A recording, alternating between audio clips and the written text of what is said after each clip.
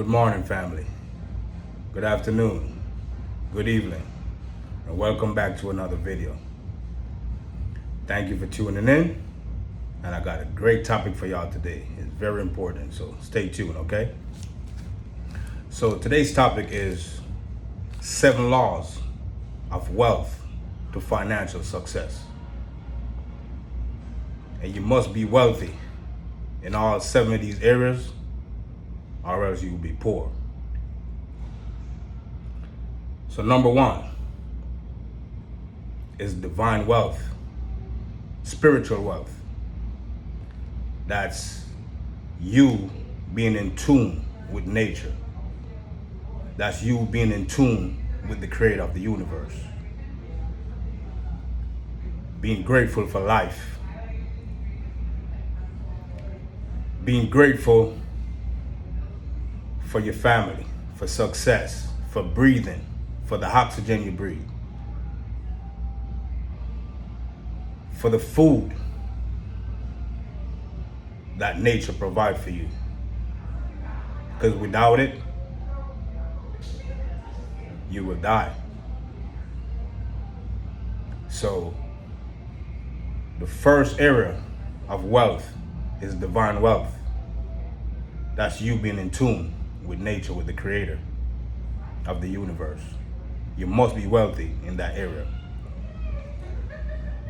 Seek first the kingdom and all its righteousness, and all these things will be added onto you. What things?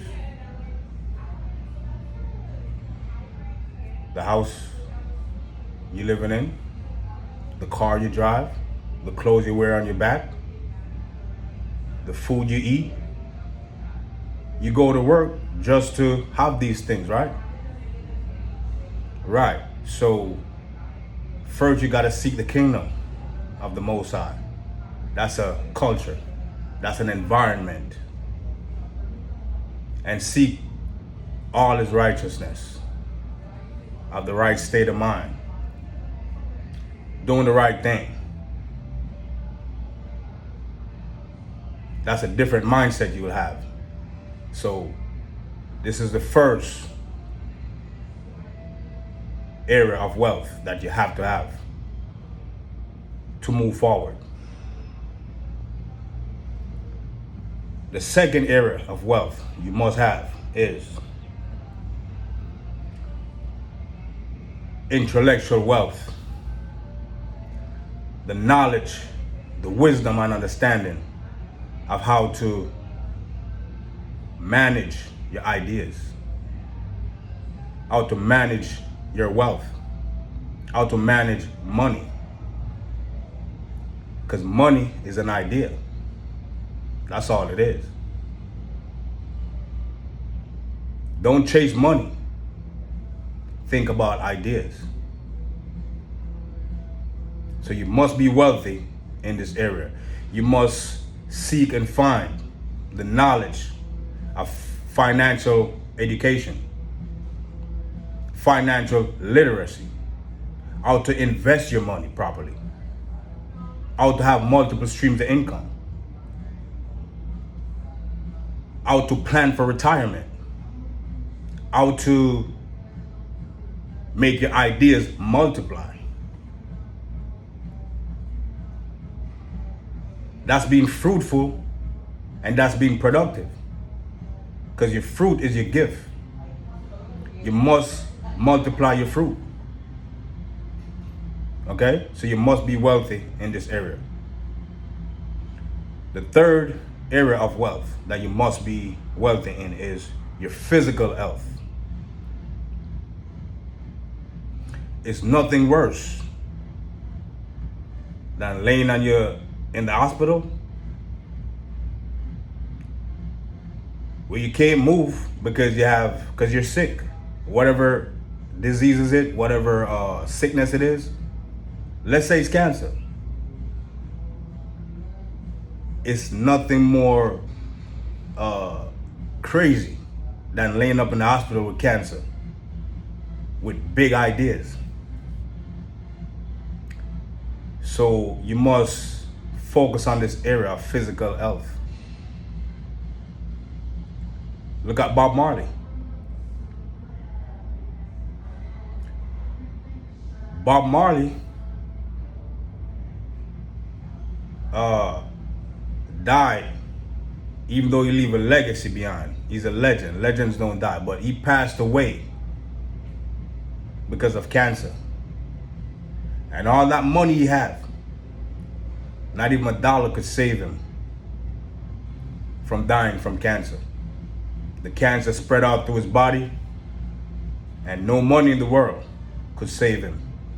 So we gotta focus on our physical wealth, our physical health.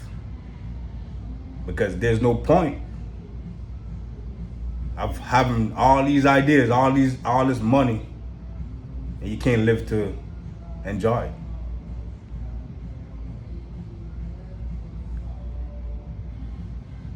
If you have $1 billion in the bank and you're dying from cancer, you're poor. So we must focus on this part of physical health. We must be wealthy in this area. Okay? And the fourth area of wealth that we must focus on is our social wealth. People that we socialize with. Our family members, our friends, colleagues, people that we network with. We must build and strengthen these areas of our social life. Remember, the good books say, forgive those who dislike you. So we must keep our relationships pure and healthy. We must keep our heart clean. Right? You never know who's going to help you. You could have a great idea, and the friend that you have, because you focus on your social wealth and keep your relationships pure. A family member, a friend, a colleague could be working at a bank, and because you have a good idea, that's the person you're gonna get a loan, a business loan from, and that's the person that owe you your future in their hands. So we must focus on our social wealth. We must keep our relationship pure.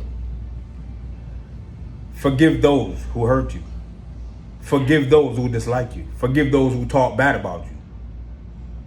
You got to be the bigger person and keep your heart clean.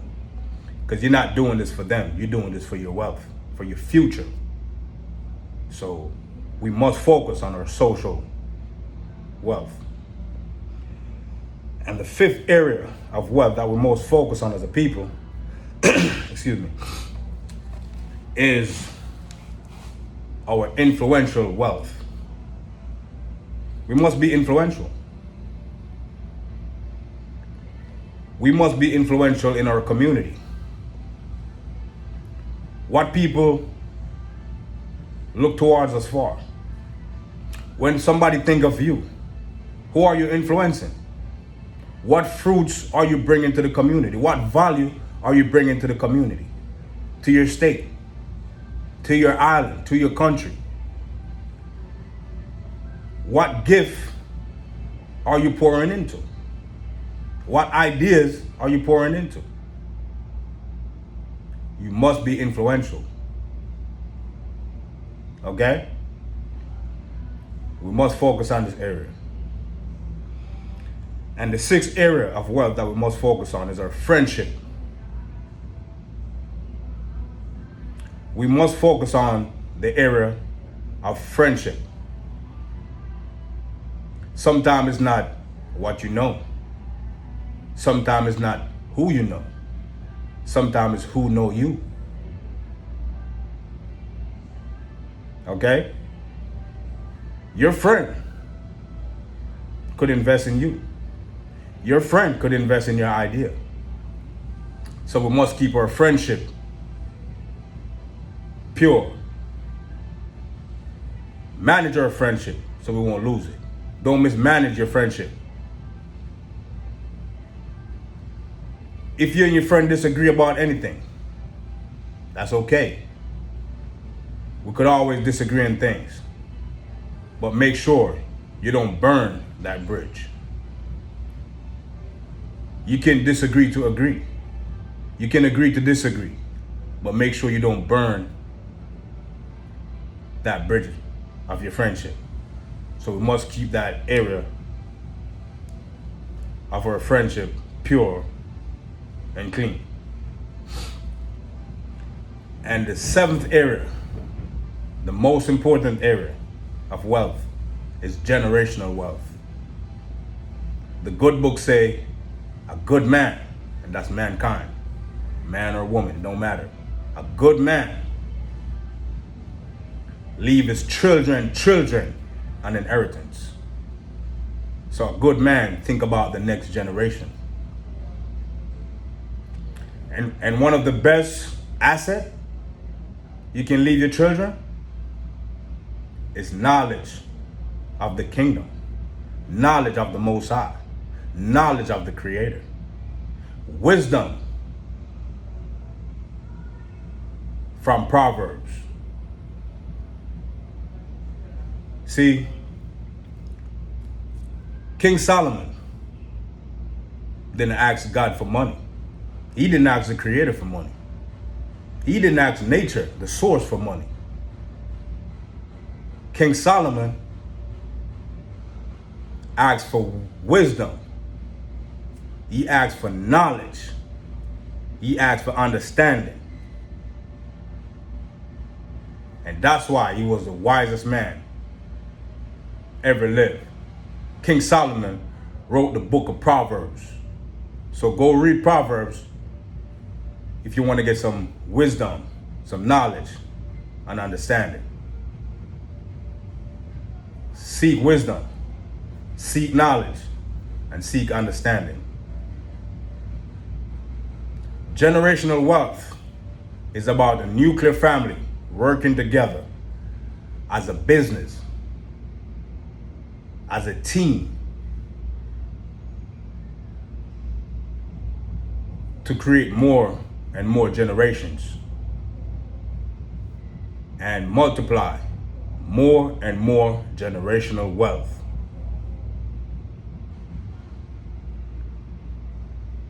We got to think about generational wealth, people, because this is the most important area. Excuse me. Don't think about money. Think about ideas, because money is ideas. That's all money is. Think about it. If you go to work, that's an idea, whatever work it is. Your work is your gift. Your work is what you was born to do.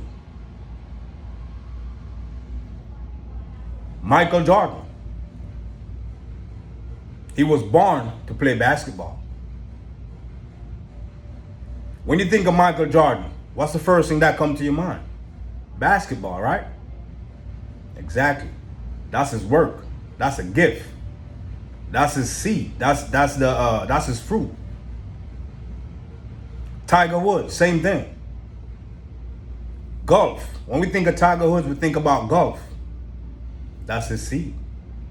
That's his fruit. That's his gift. People can't take your gift from you. That's why your job is different from your work. Your job is what they pay you to do. Your work is what you was born to do. It's a difference. You can get fired from your job for whatever reason. You can't get fired from your work. You could retire from your job. You don't retire from your work, because that's a gift that you gave to humanity. And even when you pass on to the afterlife, your gift is still here. Your work is still here. So you never retire from your work. Sometimes you could find your work in your job.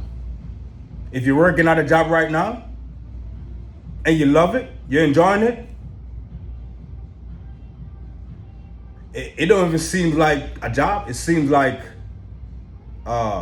something that you would do for free, something that you love. It's just natural to you. Whatever work it is, it just feel like that's what you was born to do. That means you're not going to a job. You're going to work. You're working on your gift. You're polishing your gift. You're polishing your fruit. That's what people are going to remember you for.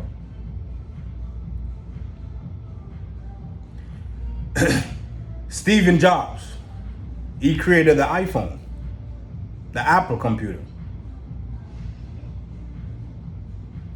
People are not going to remember you for your for what you save, how much money you save.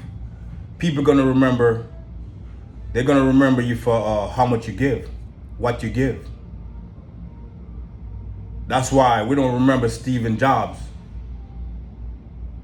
for how much money he had. Because all that money he have could not save him from cancer that he have in his pancreas. Not even a dollar couldn't save him from dying, right? Because he had material wealth, but he didn't have physical wealth. So, yes, Steve Jobs created he had a great idea. He created the iPhone, the Apple computer, and that's what we remember him for. We remember Stephen Jobs for the iPhone that he left us, the iPhone that he gave us. So you're not gonna remember for what you have, what you save. You're not gonna remember for, the fancy things you had. You're gonna remember for the legacy you leave with us. So community wealth is another area you got to be wealthy in. What are you doing for your community? Are you helping the poor? Are you helping the needy? Are you giving back? Are you giving charity within your community?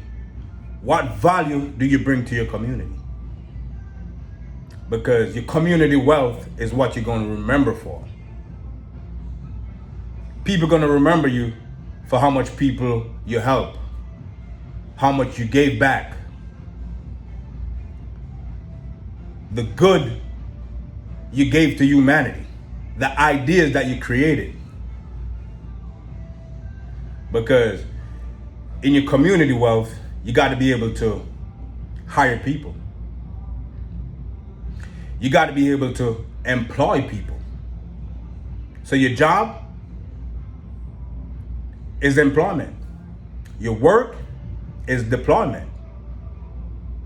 So think about your work. Think about your gift. Think about your ideas and pour into that idea, and people will pay you for your ideas. Don't look for money, look for problems.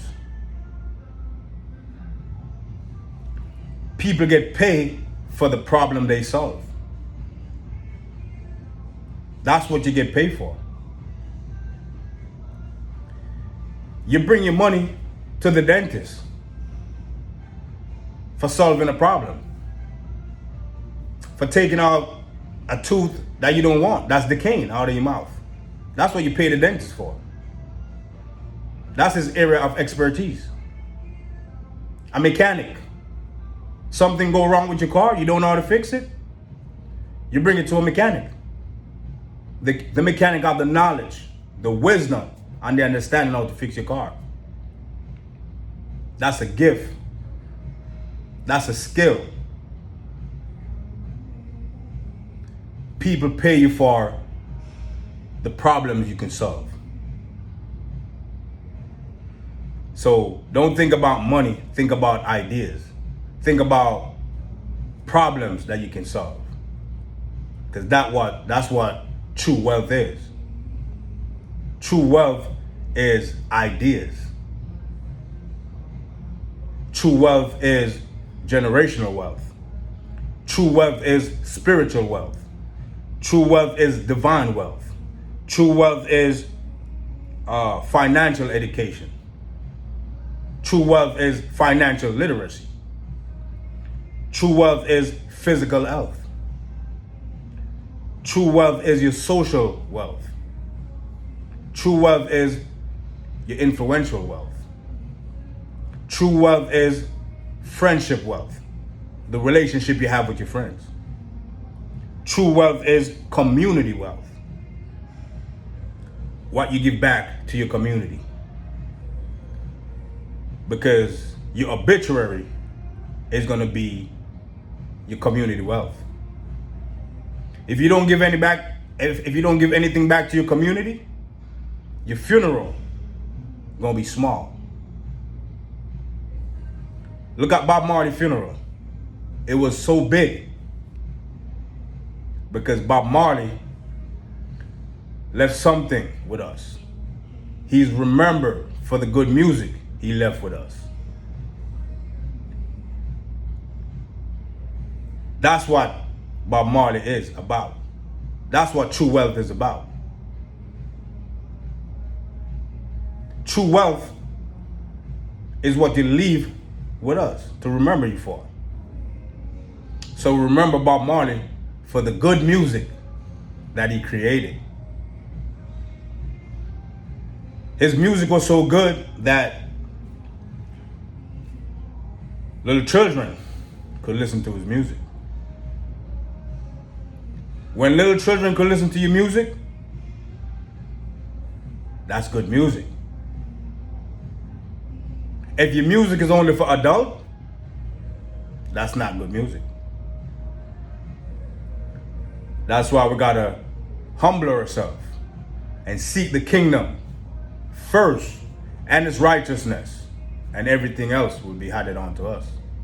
So we gotta go to the kingdom as little children with a hope in mind and a pure heart to receive the wealth,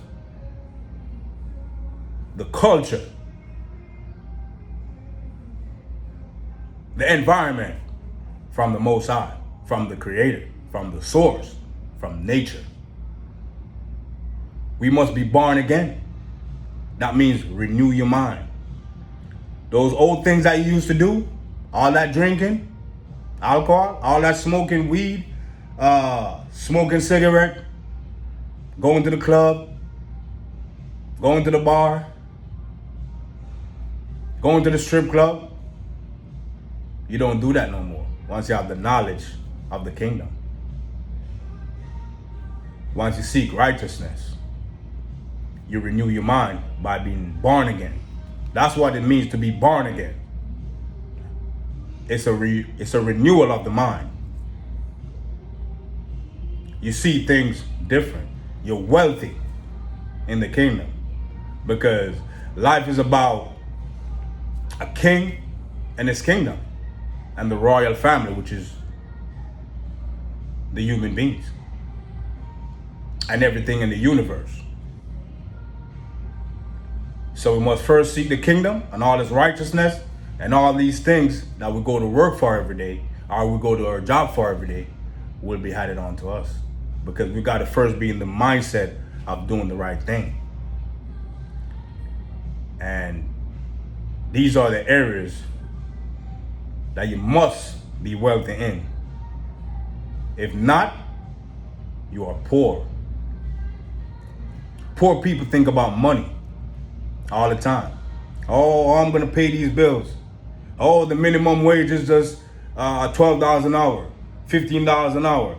Oh, this is wrong. This is capitalism. You know, complaining all the time. This is poor people. This is a poor mindset. Rich people, they think about things. Oh, that's my yacht over there. Oh, that's my Benz over there. That's my big house. These are crazy people. They think about things. But wealthy people think about ideas. Wealthy people keep producing. Wealthy people keep empowering people. Wealthy people employ people. Wealthy people keep producing more and more and more and more generational wealth. That's a wealthy mindset because they think about ideas, how to solve problems, how to be innovative.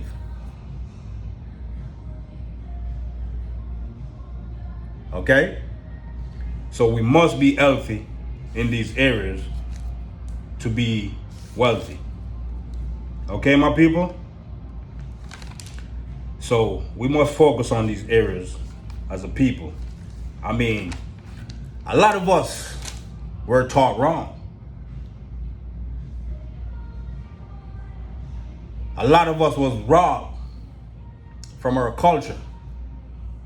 A lot of us was robbed for our history. A lot of us was robbed for our resources, for our land, our customs and tradition. We were robbed as a people. So forgive yourself.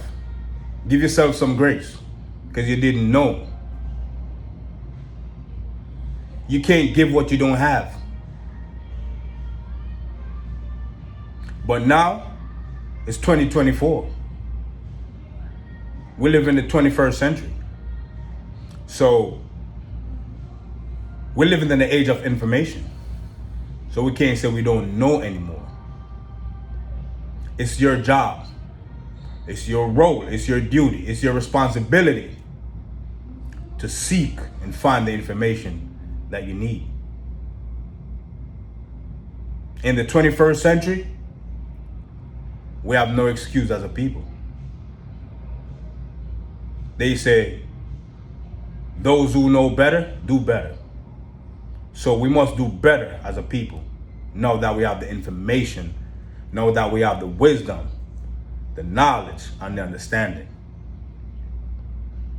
We were taught as a people that we got to die to go to heaven. That's a lie from hell. That's the biggest lie that ever told to us as a people. Once you seek the kingdom of the Most High, of the Creator, first, and seek all His righteousness, nature's righteousness, just doing good, just doing the right thing. That's a renewal of the mind. Now you're in heaven instantly. Right now as we speak. You don't have to die to go to heaven. You're supposed to have your heaven right here on earth. Heaven is a country. Heaven is a culture. It's an environment. It's a state of mind. Okay? So, real wealth is divine wealth. All these wealth that I just explained and break down. But we must first seek divine wealth, spiritual wealth, so we could be in the right mind to move forward and do the right thing as a family, as a nuclear family. Okay? You cannot create generational wealth without a nuclear family. I'm not saying it's just one way to create wealth. I'm not saying that. But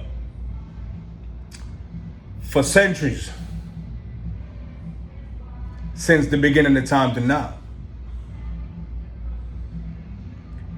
human being, I've been smart enough to realize the most effective way to create generational wealth is starting with the nuclear family. It's a source. Man, woman, and children. If you have $1 billion in the bank, no wife, and for the woman, no husband, and as a man, You have $1 billion in the bank, and you don't have no children, nobody to pass it down to. It just go back to the state. We must create a family trust. A family trust is about a nuclear family. The husband, which is the president of the family.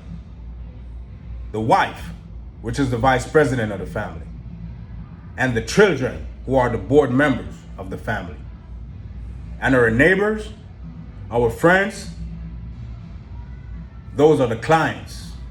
Those are our clients of the family business, of the family trust.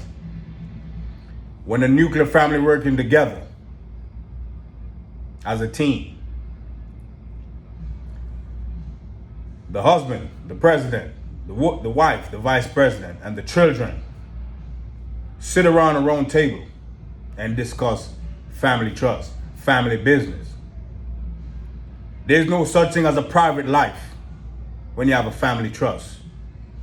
So we got to trust in our family.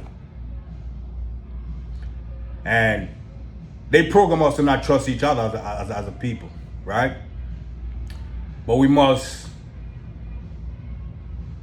grow and learn to trust each other to create a family trust. There's no such thing as a private life when you have a family trust.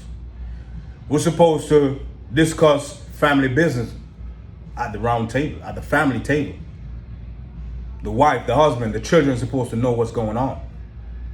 It's supposed to be one, it's supposed to be one account. All that resources, all the money, all the ideas that we get, supposed to pour into one account. It's a family trust. And then we could discuss at the table between the family if we want to have different accounts. But that must discuss at the table. Because it's not good to always keep your egg in one basket. Sometimes you gotta have different accounts for different reasons. For multiple streams of income. That's what a family trust is about. So we must focus on these areas as a people if we want to be wealthy. So, my people, I hope you learned something from this. Now that we have the information that we need, now we have the wisdom to apply this information, apply this knowledge, and we must interpret how to apply this knowledge of wealth. Okay? So, that's all I have to say today, people. Be wealthy, think about ideas, and create generational wealth, and pass it down to your community, to your family, to your friends, to your nation. Remember, people are going to remember you for your fruit, for what you leave with us. So let's create generational wealth today. All right? So until the next video, peace and love, and let's create generational wealth. Peace out. I'm out.